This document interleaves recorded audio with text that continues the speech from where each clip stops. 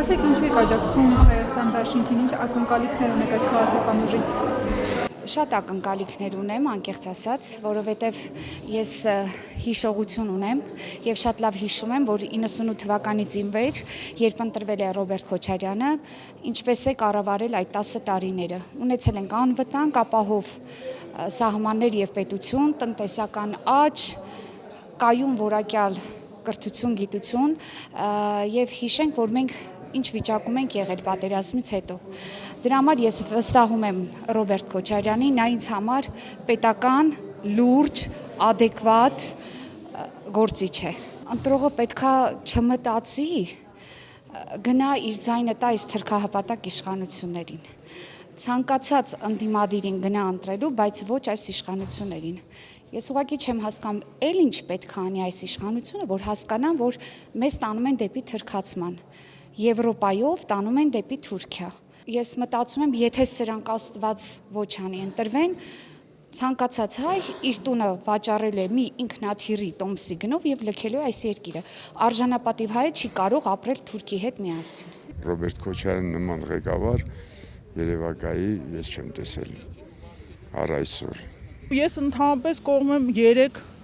ընդդիմադիր ուժերից որևէ մեկին, բայց գտնում եմ, որ այդ 3-ից ամենաուժեղը ռեալը ով կարա այսօրվա օրով այս պայմաններում ինչ որ բան փոխի, դա Քոչարյանի ուժն է։ Պետք է ընտրենք նենց ուժ, ով կարողանա Ալիևին ասել ոչ։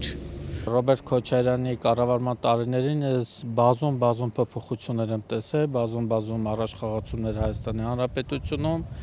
եւ միակ հայ նախագահն ա եղել, ով միջազգային հանրությունում թե Արցախն է բարձրաձայնել, որ սովետական միության փլուզումից հետո Արցախի հանրապետությունը չի գտնվել Ադրբեջանի կազմում, միակ նախագահն է, նախագահի տարիներին է, որ հայոց ցեղասպանությունը բազմաթիվ երկրներում պետականորեն ճանաչվել է։ Կարծում եմ այս երկու գործոնը բավարար է, որպեսզի կանգնել Ռոբերտ Քոչարյանի կողքին եւ սատարել Ռոբերտ Քոչարյանին։ Աշխատել եմ Ռոբերտ Սետրակովիչի հետ, երբ ինքը 92 թվականին Պաշտպանության պետական կոմիտեի նախագահ էր, ես Ասկերանի շրջանի լիազոր ներկայացուցիչ Ռոբերտ Սետրակովիչի մոտ, Քոչարյանի մոտ ես տեսել եմ կազմակերպական այն ջիղը ղեկավարության, որը բերել է նախ կազմակերպվածության Արցախում պետական շինարարության գործում նրա ներդրումը հաղթանակի գործում եւ ես որ գտնում եմ, որ միակ այն տեխնացուն է վարչապետի, որ կարող է այս երկիրը կանգնեցնի, ամեն ինչ իր տեղը դնի։ Ներկա իրավիճակում Իրանից բացի ես ուրիշ չեմ տեսնում, որտեղ այն մթնոլորտը, այն պայմաններն ինչ որ ստեղծում է, հատկապես հանրային կյանքում, այս աղտոտված, կեղտոտված իրավիճակը ես կարծում թե մենակ ինքը կարա լուծել այդ խնդիրները։ Կադրային բազան, որ նայում եմ, ամենաուժեղը Հայաստան դաշինքի մեջ են, եւ գիտակից մասա եւ մասնագետ մասան, դրա համար հետ խորհրդային տարիների 4 ղեկավարներից ամենակայացած ամենաուժեղը Ռոբերտն էր։ Իսկ ուժեղ ղեկավարին պիտի ընտրես։ 2021 թվականից առ այսօր Հայաստան դաշինքի ակտիվ աջակիցներից եմ եւ ես լիահույս եմ, որ այս անգամ Հայաստան դաշինքը իրապես մեծ հաղթանակ կտանի եւ Ռոբերտ Քոչարյանը իրոք իր հսկայական թիմով կարող է երկիրը այս աղետալի վիճակից դուրս հանել։ Ես դրան շատ հավատում եմ, հուսանք, որ ամեն ինչ լավ է լինելու եւ միասին անպայման կարող ենք։ Ռոբերտ Քոչարյանի կառավարման տարիները շատ լավ հիշում եմ, շատ վատ տարիներից հետո մենք ոտքի կարողացանք կանգնել եւ ես կարծում եմ, որ այդ քայլերը, որոնք եղել են շատ վաղուց, կարող են նաեւ շարունակվել հիմա։ Ի վերջո մենք մեծ հայրենիք ենք պարտք մեր զոհված տղաներին եւ մենք վրեժ ունենք լուծելու, եկել է պահը եւ այսօր որոշվում է մեր լինելիության եւ չլինելիության հարցը, շատ կարեւոր է, ավելի քան երբևէ։ Հայաստան դաշինքի իշխանության օրոք մենք տեսել ենք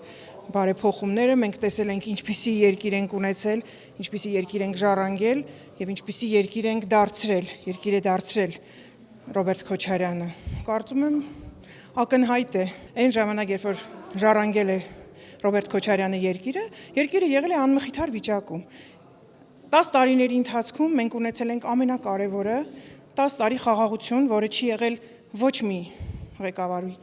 օրոք։ Մենք ունեցել ենք տնտեսական աճ, մենք ունեցել ենք բոլոր ասպեկտներում Հավատում եմ իրենց։ Ամենամեծ հուսերը, որ կարող են մեզ այս կեղտի մեջից դուրս հանեն։ Ուժեղ կամ գիտեր, մի անգամ մեզ հանել այս ամեն ինչի մեջից, էլի կհանի։ Հավատում եմ։ Եթե այս պահն էլ բաց թողնվեց, ուրեմն Հայաստան չի լինելու։ Ռոբերտ Քոչարյանի նման առաջնորդ է պետք, որպեսզի կարողանա հանել այս